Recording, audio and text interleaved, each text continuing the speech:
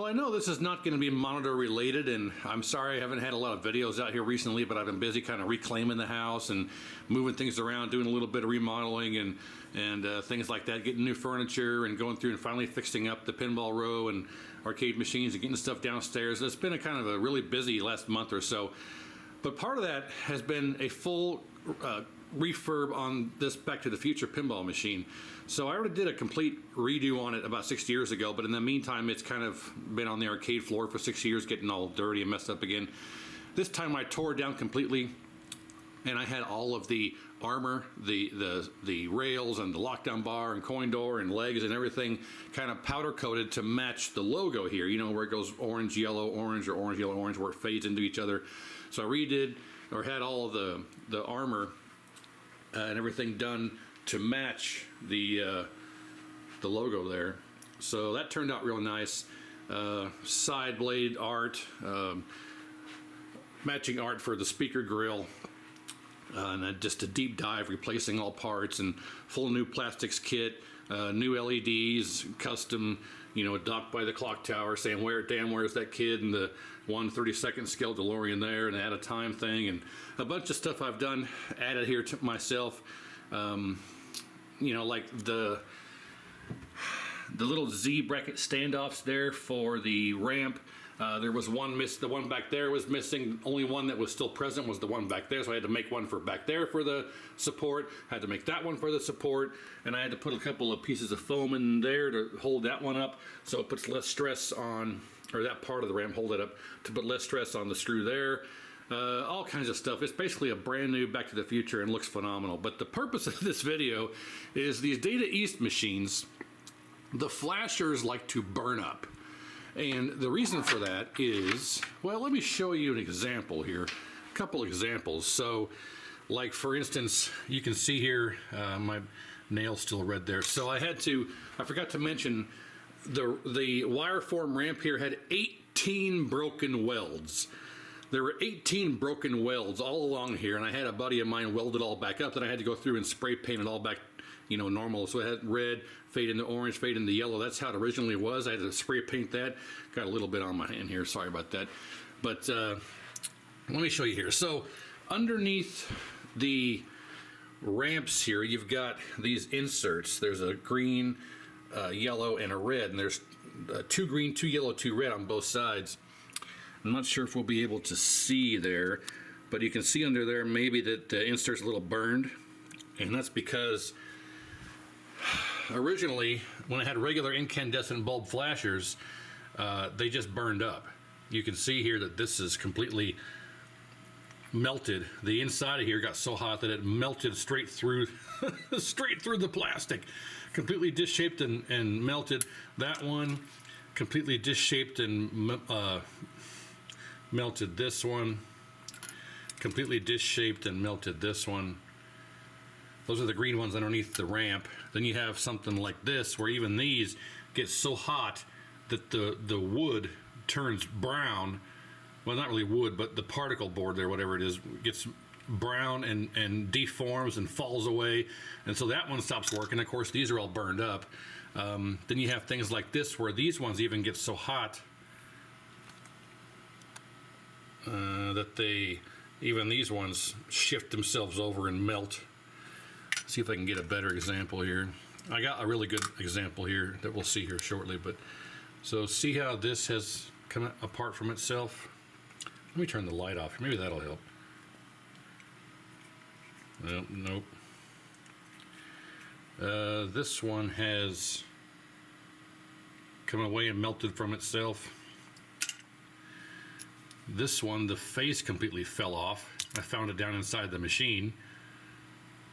And then last but not least, we've got this one. And you can see, turn the light back on, this one got so hot that it just, the thick white plastic melted like butter, and the face piece is completely gone. So yeah, there's a problem with these Data East machines where it burns up the flashers. Now why? Why does that happen? Now, it's not just Back to the Future. It's not exclusive to this one. Pretty much all these Data East machines suffer from the same problem. All of these ones that have this I forget what they call this. It's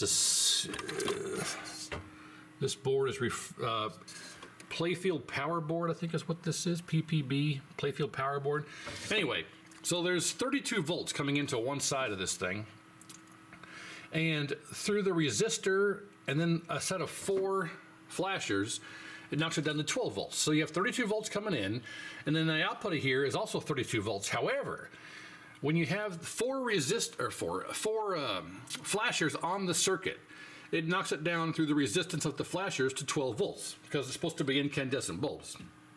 So the LEDs don't offer the same amount of resistance as the incandescent flasher bulbs do, so they don't quite run at 12 volts.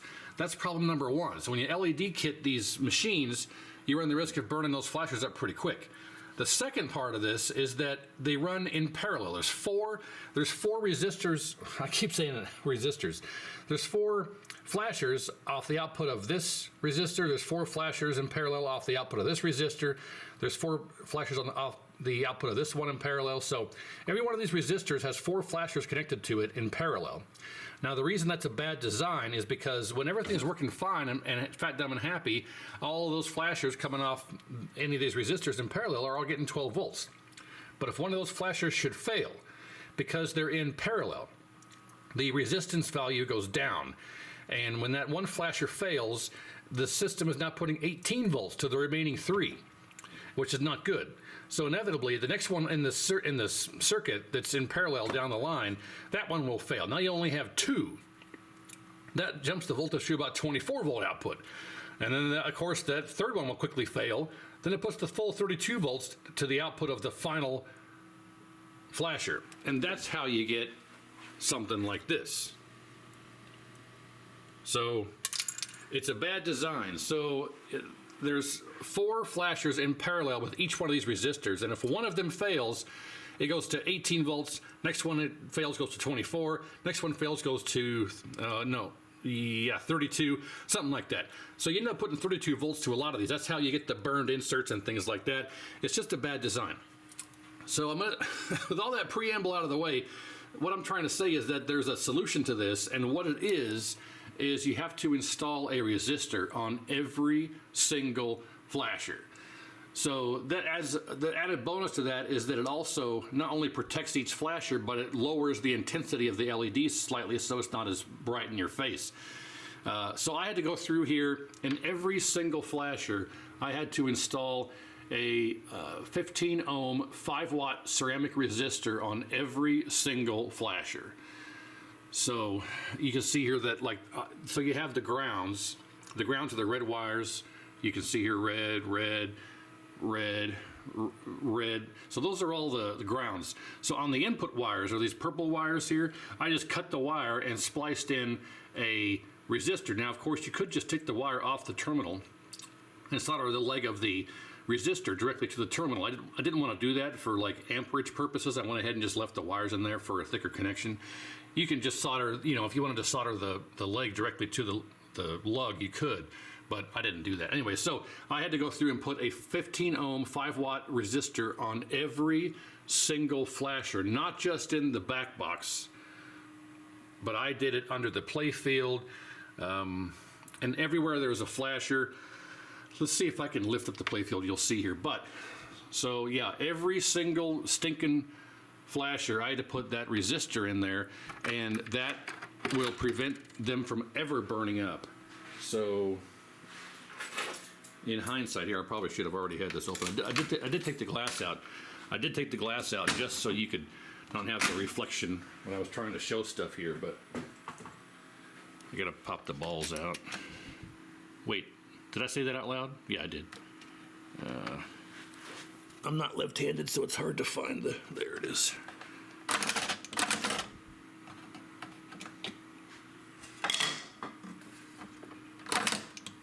Okay.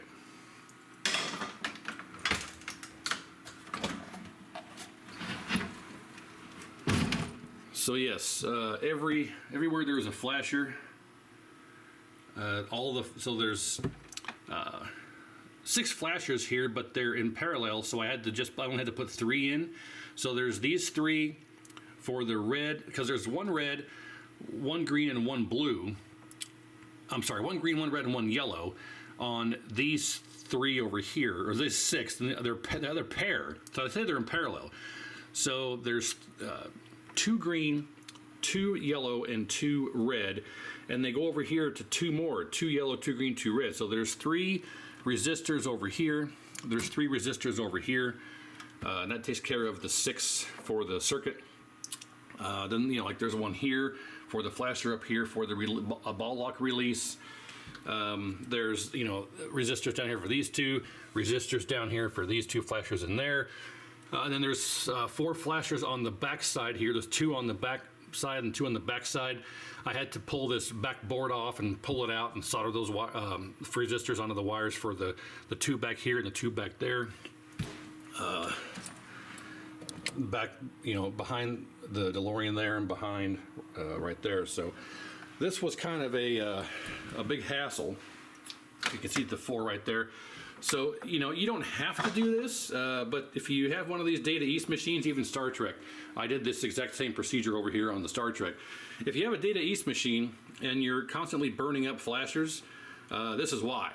So, you know, that's about the only solution that I was able to come up with here. And it was a suggestion by somebody, and I don't think it had ever been actually done or documented. It was just kind of an idea.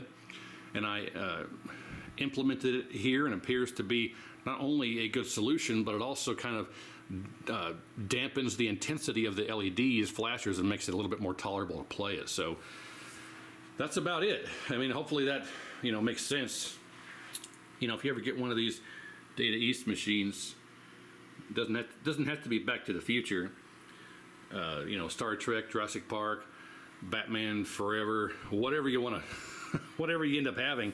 I would highly recommend putting those resistors on all those flashers, because that'll prevent your machine from burning those up. So anyway, yeah, let's get the back glass back in here.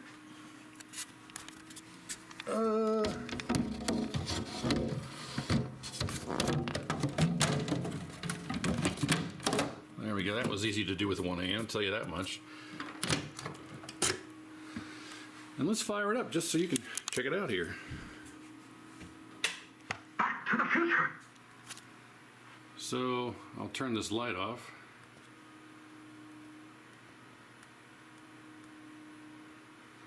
There you go.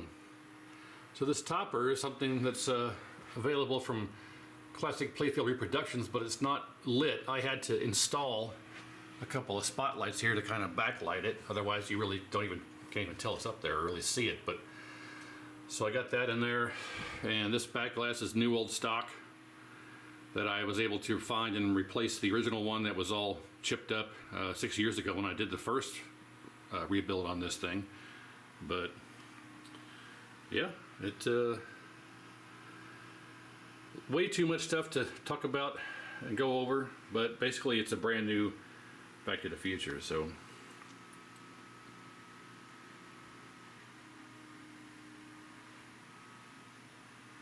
and let's put these back in.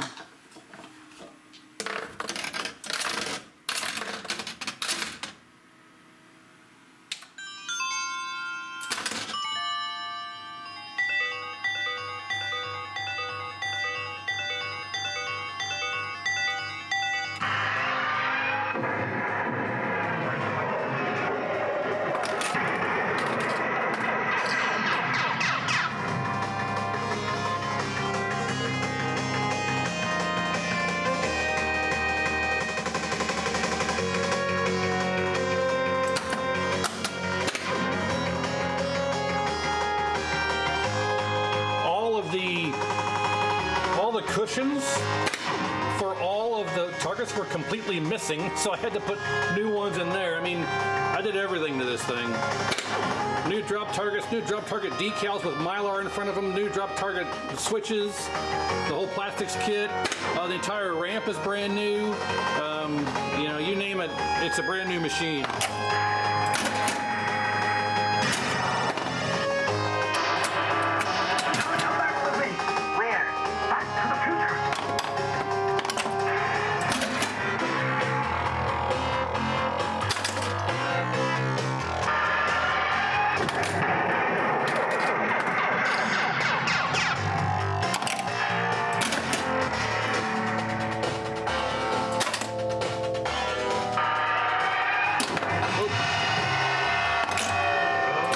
Where we're going, we don't need roads.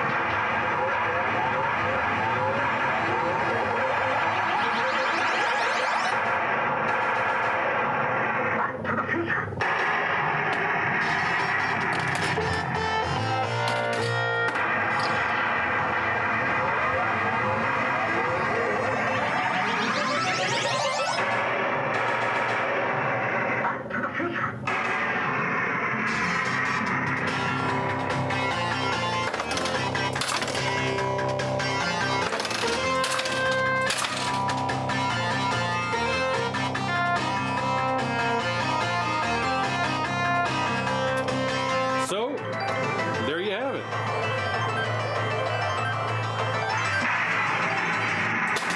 Go ahead and turn it off and then probably back on again, just so we can talk. So there you go. And then of course the rest of the setup here is we got the Tattoo Assassins, and I don't normally have this light on here. There we go. We got the Tattoo Assassins and the refreshed Mortal Kombat down here. And then we got the Data East Star Trek and Star Trek Next Generation, CSI, Jaws Premium, Elvira Blood Red Kiss Edition. I was able to get the topper, so I got the topper on there. So, of course, BTTF is normally pushed back there. But so that's the current setup here, and what I got down here in the old basement. So, oh, yeah, also, if you're familiar, you know, I think I posted pictures, or I don't know, those of you probably have stopped by at some point that were local here, might know about the monitor hoard that I have. I don't think I was intending on showing it in the video here, but let me do this again. So I got a 350 scale model here that I put on top as a topper. I'm not really sure I want to keep it up there, because when you move the machine around, this thing is not very secure, but got toppers on the way for these three, something I came up with. But anyway, yeah, this is the whole setup now, but I think some of you already know about the hoard of monitors I used to have down here. It had just taken up the entire basement, was just nothing but monitors down here. And I was finally in a situation where I was able to source a solution, and that involves the other room here, and this is what we got now. So I've got no shortage of monitors and stuff. This is all stuff that I've acquired over the last 3 or 4 years or so, and has just, you know, I'm getting overrun. This whole bottom row, this is all 27s. The middle row is all 25s. The top row is all 19s, along with these three levels here, all 19s. And then all this stuff is these are the tubes I use for testing. There's a 4600 over there. Then there's a giant box of chassis here I haven't even got through. There's 3 boxes here of chassis. There's a giant tub of chassis there. A giant 2 boxes down there. 6 boxes here. A big box here full of chassis. Other tubes. All kinds of stuff here. Chassis galore, all over the place. So this is the everything you see here is all 100% repaired, working, ready to drop in and turn on and run after some adjustments. Everything is good to go. Only thing that I need to actually work on and repair is the stuff in the containers and boxes here. So, but as you can see, there's not going to be any shortage of stuff for the channel here once I get around to finding time to start doing them again. I don't really even know what's in all these boxes, so it's going to be fun times ahead. But yeah, this is how everything is sorted now in here, and God help me if I got to pull that monitor out right there. God help me. So there's not really much else I could do. I mean, I don't have anywhere else to store all this stuff. So if you're ever in the Wichita, Kansas area, stop by and grab some of this stuff from me, because I don't need all this stuff. So otherwise, yeah, that's the situation here. But I wanted to show not just the Back to the Future and the solution with the flashers, but also the setup here. So I got somebody really chomping at the bit to try and sell me a really nice Twilight Zone, but I don't really want the Twilight Zone because I'm waiting for the Vault edition of Metallica. They're re-releasing, Stern is re-releasing a Vault edition of Metallica where they're doing the Spike 2 setup with the LCD and everything. They're going to redo the code and redo custom stuff for the display, and they're going to make another Metallica Vault edition with the Spike 2 setup, and I'm waiting for that. That's what my money is set aside for. But otherwise, yeah, and well, who knows? The collection might grow. I got some room for other stuff over there. Maybe. I don't know. We'll see. I can move some of those, move those two over there and put another couple of pins there. Who knows? But but for now, this is how it is. And I wanted to show the Back to the Future solution and actually the Data East solution for the resistors on the flashers to keep them from burning up, and kind of showcase the redo on the BTTF. But anyway, so thanks for watching. I'll come back here shortly with some monitor related stuff, because that's what this channel's about. I've just been busy trying to get all this stuff situated down here. So as you can imagine, it took a lot of effort to get all that stuff in that room like that.